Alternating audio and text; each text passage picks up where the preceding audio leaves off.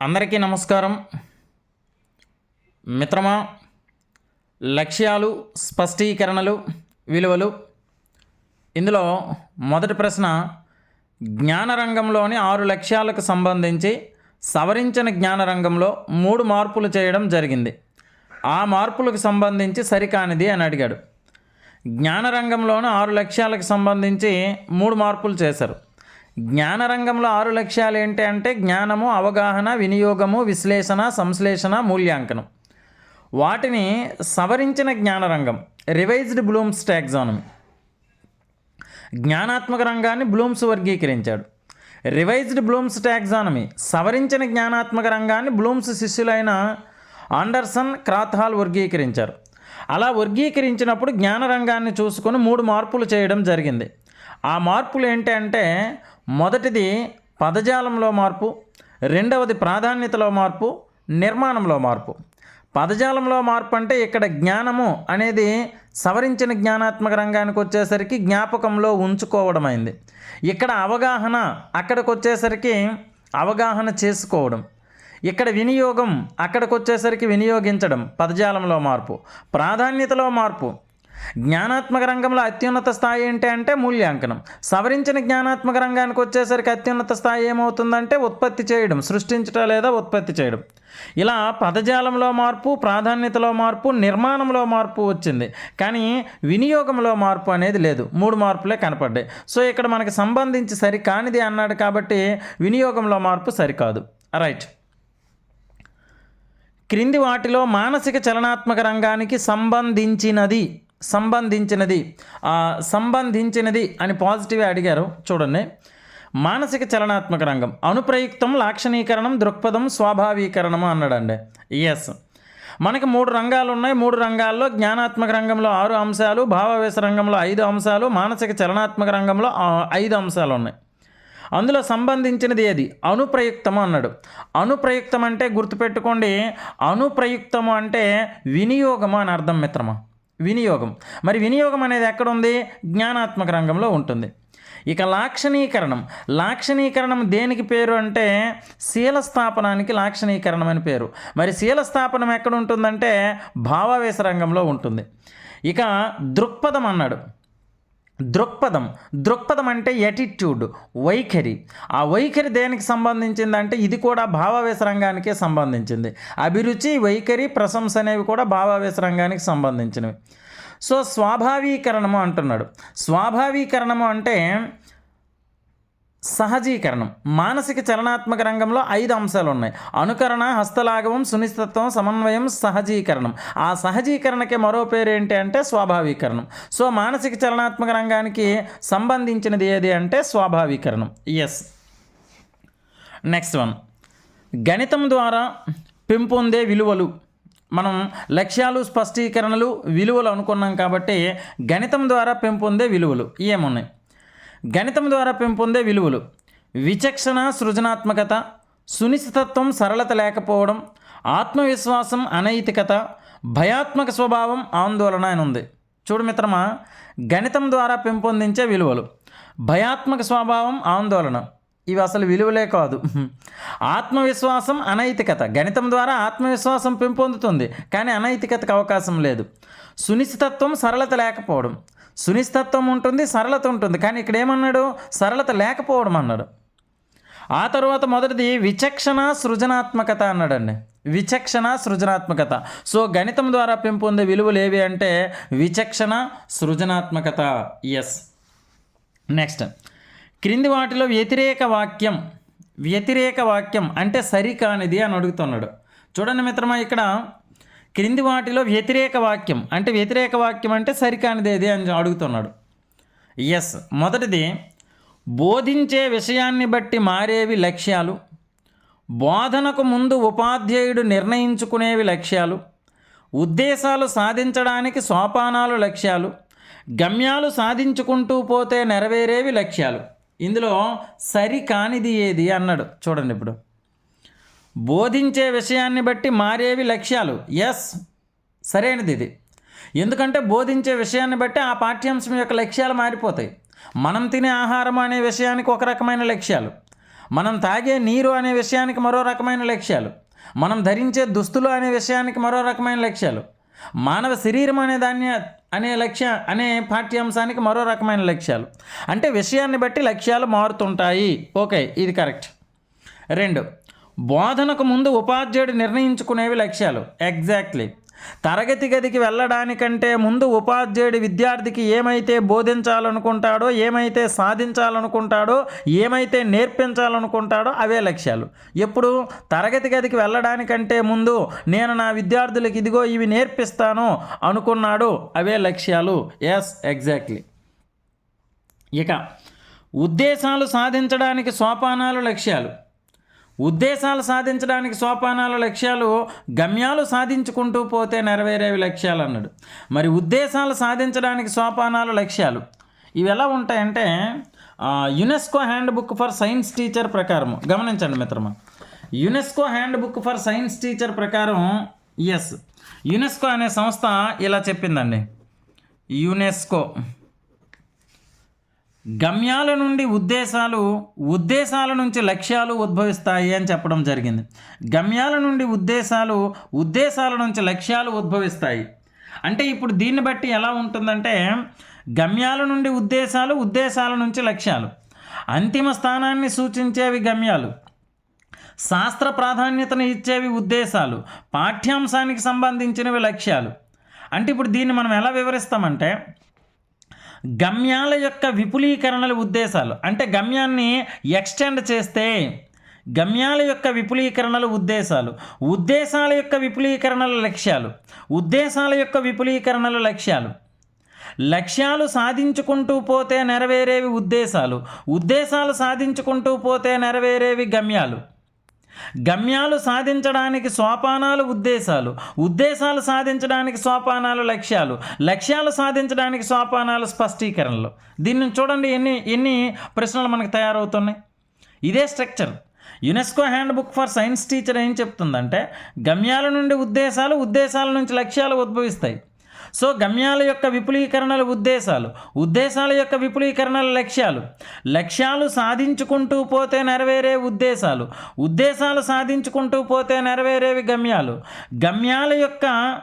గమ్యాలు సాధించడానికి సోపానాలు ఉద్దేశాలు, ఉద్దేశాలు సాధించడానికి సోపానాలు లక్ష్యాలు, లక్ష్యాలు సాధించడానికి సోపానాలు స్పష్టీకరణలు.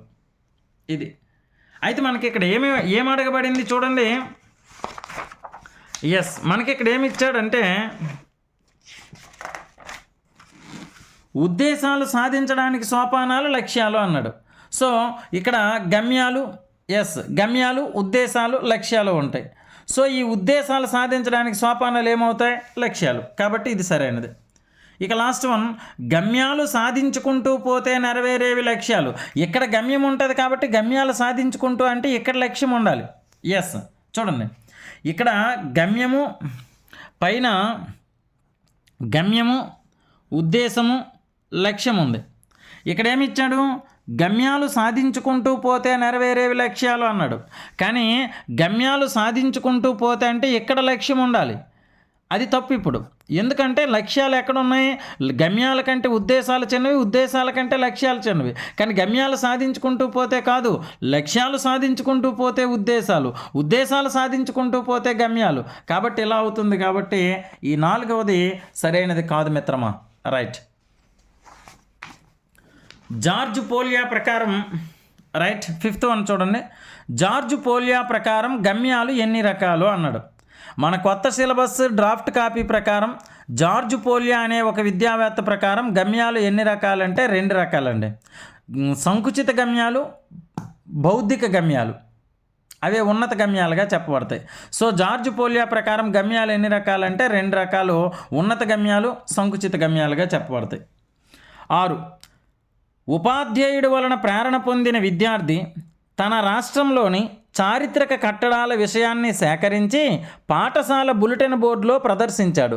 ఈ చర్య ఏమవుతుంది అంటున్నాడు. చూడు మిత్రమా, ఉపాధ్యాయుడి వల్ల ప్రేరణ పొందాడు విద్యార్థి, తన రాష్ట్రంలోని చారిత్రక కట్టడాల విషయాన్ని సేకరించి పాఠశాల బులెటిన్ బోర్డులో ప్రదర్శించాడు. ఈ చర్య ఏమవుతుంది అంటే ఎగ్జాక్ట్గా స్పష్టీకరణ అవుతుందండి. స్పష్టీకరణ అంటే స్పందన. స్పష్టీకరణ అంటే స్పందన. ఇక్కడ చూడండి, లక్ష్యానికి స్పష్టీకరణకి తేడా ఏంటంటే, ఉపాధ్యాయుడు తరగతి గదికి వెళ్ళడానికంటే ముందు విద్యార్థికి ఏమైతే బోధించాలనుకుంటాడో, విద్యార్థికి ఏమైతే అందించాలనుకుంటాడో అది లక్ష్యం. ఆ అందించాలనుకున్న విషయాన్ని విద్యార్థికి అందిస్తున్నప్పుడు విద్యార్థి నుంచి వచ్చే స్పందన స్పష్టీకరణ, విద్యార్థిలో వచ్చే స్పందన స్పష్టీకరణ. సో మీరు ఇక్కడ ఎలా గుర్తుపెట్టుకోవాలంటే, స్పష్టీకరణ అంటే స్పందన, స్పష్టీకరణ అంటే స్పందన. మరి ఆ స్పందన ఎవరిలో వస్తుంది? విద్యార్థిలో వస్తుంది. లక్ష్యాన్ని ఎవరు ఏర్పాటు చేసుకుంటారు? ఉపాధ్యాయుడు.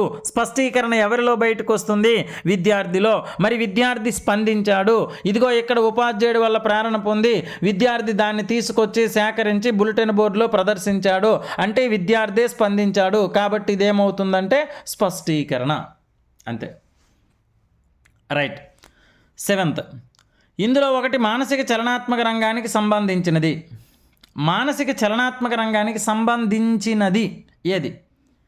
శాస్త్రజ్ఞానాన్ని వినియోగించుట, అంశాల మధ్య తేడాలు తెలుపుట, పటాలు గీయడంలో ప్రతిభ చూపుట, నాణేలు స్టాంపుల సేకరణ. ఎస్, శాస్త్రజ్ఞానాన్ని వినియోగించడం. శాస్త్రజ్ఞానాన్ని వినియోగించడం అంటున్నాడు కాబట్టి ఇది వినియోగ లక్ష్యానికి సంబంధించి. వినియోగం అనేది ఏ రంగానికి సంబంధించి అంటే జ్ఞానాత్మక రంగానికి సంబంధించి. కానీ ఇక్కడ మానసిక చలనాత్మక అన్నాడు కాబట్టి ఇది తప్పు. 2, అంశాల మధ్య తేడాలు తెలుపుతాడు. తేడాలు తెలపడం అనేది ఏమవుతుంది? అవగాహన అవుతుంది. కానీ ఇక్కడ మానసిక చలనాత్మక రంగం అవగాహన అవుతుంది. ఈ అవగాహన ఏ రంగం అంటే జ్ఞానాత్మక రంగం. కానీ ఇక్కడ మానసిక అన్నాడు కాబట్టి second one is also wrong.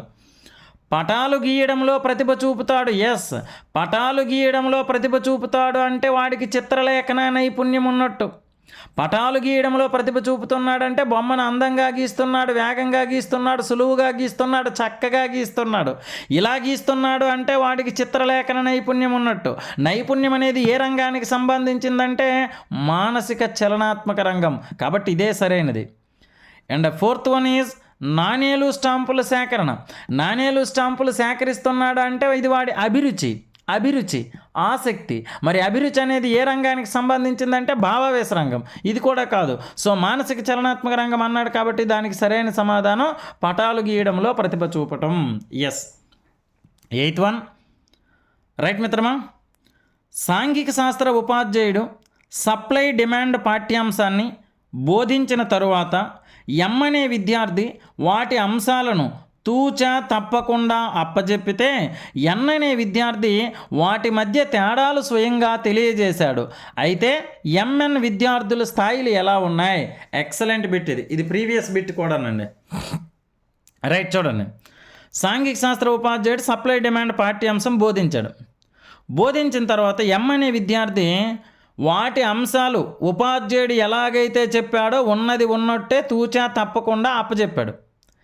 ఎన్ అనే విద్యార్థి వాటి మధ్య తేడాలు స్వయంగా తెలియజేశాడు. అప్పుడు ఎంఎన్ లేట్ అవుతారు.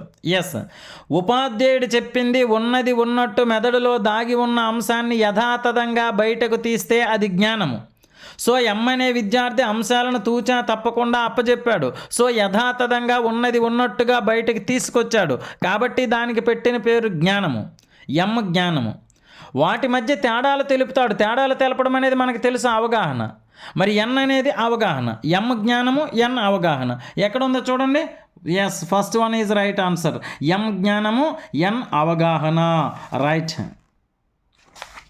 నెక్స్ట్ 9, లక్ష్యాన్ని చేరుకోవడం అంటే అర్థవంతంగా పనిచేయడం. ఎవరన్నారు? రైట్. జీవితంలో లక్ష్యాన్ని కలిగి ఉండు, ఆ లక్ష్యాన్ని చేరుకోవడానికి నీ శక్తినంతా వినియోగించు అంటాడు కార్లైల్. లక్ష్యం అనేది ఏర్పాటు చేసుకోకపోతే మనం ఎక్కడికి వెళ్తున్నామో ఆ దిశా గమ్యము తెలియకుండా వెళ్తున్నట్టు అని బీడీ భాటియా అంటాడు. కానీ లక్ష్యాన్ని చేరుకోవడం అంటే అర్థవంతంగా పనిచేయడం అని ఎవరు అంటున్నారంటే జాన్ డ్యూయి అంటాడండి. John Dewey, direct bit. Right. 10th one is విద్యార్థి ఇతరులను గౌరవిస్తూ ఇతరుల గురించిన విషయాల పట్ల ఆసక్తి కనబరుస్తూ ఇతరులు చేస్తున్న కృత్యాలను నిశితంగా పరిశీలిస్తున్నాడు. ఈ వాక్యంలో రంగాల సంఖ్య ఎక్సలెంట్ బిట్ చూడండి. విద్యార్థి ఇతరులను గౌరవిస్తూ ఇతరుల గురించిన విషయాల పట్ల ఆసక్తి కనబరుస్తూ ఇతరులు చేస్తున్న కృత్యాలను నిశితంగా పరిశీలిస్తున్నాడు. ఈ వాక్యంలో రంగాల సంఖ్య అంటున్నాం. చూడు మిత్రమా, ఇతరులను గౌరవిస్తూ, ఇతరులను గౌరవించడము అనేది ఏ రంగం అవుతుంది? రైట్, ఇతరులను గౌరవిస్తున్నాడు. ఇతరులను గౌరవించడము అంటే వైఖరి. వైఖరి అనేది ఏ రంగానికి సంబంధించి? ఎస్, ఇతరులను గౌరవించడం వైఖరి. వైఖరి అనేది ఏ రంగానికి సంబంధించి? భావావేశ రంగం. ఆ తరువాత ఇతరుల గురించిన విషయాల పట్ల ఆసక్తి కనబరుస్తూ, ఇతరుల పట్ల ఆసక్తి కనబరుస్తున్నాడు. మరి ఆసక్తి అనేది కూడా ఏ రంగం అవుతుంది? భావావేశ రంగం అవుతుంది మిత్రమా. ఎస్, ఇతరులు చేస్తున్న కృత్యాలను నిశితంగా పరిశీలిస్తున్నాడు. నిశితంగా పరిశీలిస్తున్నాడు, తీక్షణంగా చూస్తున్నాడు, తదేకంగా చూస్తున్నాడు, తీవ్రంగా చూస్తున్నాడు. ఇలాంటివన్నీ ఏమవుతున్నాయంటే నిశితంగా పరిశీలిస్తున్నాడు అనేది పరిశీలన నైపుణ్యం అవుతుంది. పరిశీలన నైపుణ్యము ఎస్, నైపుణ్యము అవుతుందండి. నైపుణ్యం. మరి ఈ నైపుణ్యం అనేది ఏ రంగం అవుతుందంటే మానసిక చలనాత్మక రంగం అవుతుంది. రైట్, ఇప్పుడు అక్కడ ఏమడిగాడు? రంగాల సంఖ్య అన్నాడు. 3 వాక్యాలు ఇచ్చాడు. 3 వాక్యాలకి 3 రంగాలు ఉన్నాయి. సో ఇక్కడ 3 రంగాలంటే భావావేశ మానసిక చలనాత్మక రంగం. కాబట్టి ఇక్కడ రంగాల సంఖ్య అని అడిగాడు. కాబట్టి భావావేశ అనేది ఒక రంగము, మానసిక చలనాత్మక అనేది ఒక రంగం. కాబట్టి దాని సమాధానం ఏమవుతుంది? 2 అవుతుంది మిత్రమా. రైట్, బ్లాక్ హారెస్ట్ ప్రకారం విద్యా విలువ కానిది అన్నాడు. బ్లాక్ హారెస్ట్ ప్రకారం విద్యా విలువ కానిది మనకి గణిత విలువలకు సంబంధించి ముఖ్యంగా యంగ్ అనే విద్యావేత్త ప్రకారం 3 విలువలు ఉన్నాయి. బ్రెస్లిచ్ అనే విద్యావేత్త ప్రకారం 6 విలువలు ఉన్నాయి. మున్నిక్ ప్రకారం 4 విలువలు ఉన్నాయి. అదేవిధంగా బ్లాక్ హారెస్ట్ ప్రకారం 3 విలువలు. స్కార్లింగ్ అనే విద్యావేత్త ప్రకారం 4 విలువలు ఉన్నాయి. సో బ్లాక్ హారెస్ట్ ప్రకారం ఏమేమి ఉన్నాయంటే దృక్పథాలు, భావనలు, సమాచారము. మన ఎస్ఎన్ఎస్ మెటీరియల్లో దీనికి కొంచెం కోడింగ్ కూడా ఇవ్వడం జరిగింది. బ్లాక్ హారెస్ట్ ధృభాసలాడుతాడు అన్నాం. ధృ అంటే దృక్పథాలు, భా అంటే భావనలు, సా అంటే సమాచారం. స్కార్లింగ్ వచ్చేసరికి 4 ఉంటాయి. అదే దృక్పథాలు, భావనలు, సమాచారం అని చెప్తూనే ఈయన సామర్థ్యాలు కూడా యాడ్ చేశాడు. దానికి విలువలకి సామర్థ్యాలు కూడా యాడ్ చేశాడు. సో ఇక్కడ ఏం మాట్లాడినాడు? క్వశ్చన్ ఏంటి? బ్లాక్ హారెస్ట్ ప్రకారం విద్యా విలువ కానిది అన్నాడు. బ్లాక్ హారెస్ట్ 3 విద్యా విలువలు చెప్పాడు. అవి దృక్పథాలు, భావనలు, సమాచారం. ఇక్కడే మాట్లాడినాం. బ్లాక్ హారెస్ట్ 3 చెప్పాడు, దృక్పథాలు, భావనలు, సమాచారం. సో సామర్థ్యాలు ఎవరు చెప్పారు అంటే స్కార్లింగ్. సో బ్లాక్ హారెస్ట్ కానిది అన్నాడు కాబట్టి సామర్థ్యాలు అవుతుంది.